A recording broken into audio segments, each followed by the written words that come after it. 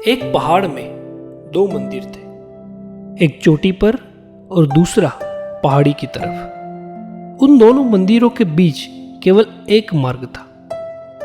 जब भी शीर्ष पर स्थित मंदिर के भिक्षु पहाड़ से नीचे आते थे तो दोनों जैन बहस में लग जाते थे।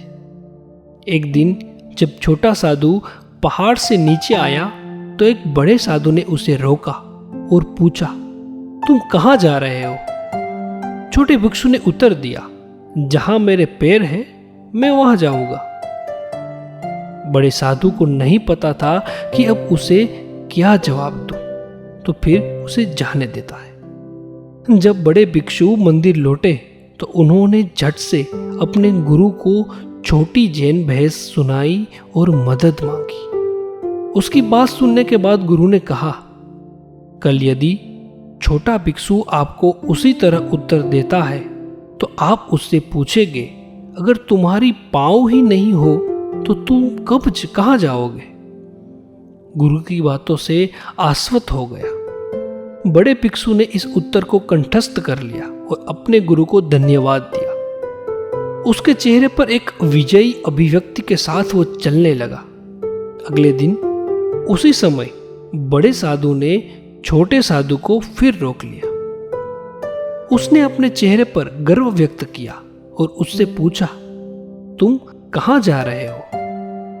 छोटे भिक्षु ने शांति से उत्तर दिया, हवा मुझे कहां ले जाती है मैं वहां जाऊंगा।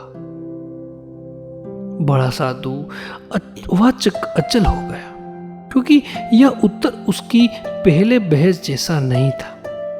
इसलिए वह उस्ताद द्वारा दिए गए उत्तर की नकल नहीं कर सका। परिणाम से निराश होकर उसने मंदिर में प्रवेश किया। अपने गुरु को थोड़ी सी बहस बताने और नई सलाह मांगने के लिए जल्दबाजी की। शब्दों को सुनने के बाद मास्टर ने अपना सिर थपथपाया और कहा, कल उससे पूछो, अगर हवा नहीं है तो तुम कहां जा रहे हो?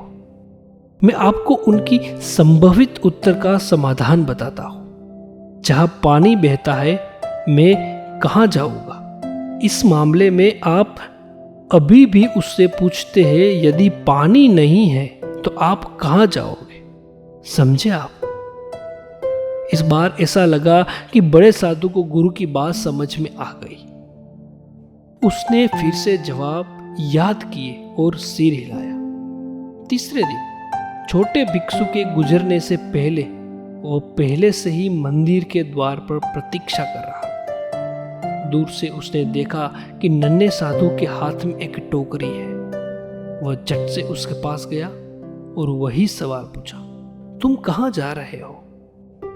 छोटे भिक्षु ने स्वाभाविक रूप से उत्तर दिया, मैं बाजार जा रहा हूं। बड़ा साधु अवाक थे और उन्होंने कोई प्रतिक्रिया नहीं दी। इस कहानी से हमें मालूम पड़ता है कि हमें बदलते परिवेश से अनुसार विचारों को बदलना चाहिए।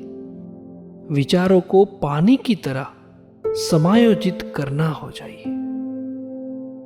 बहुत बहुत धन्यवाद मित्रों।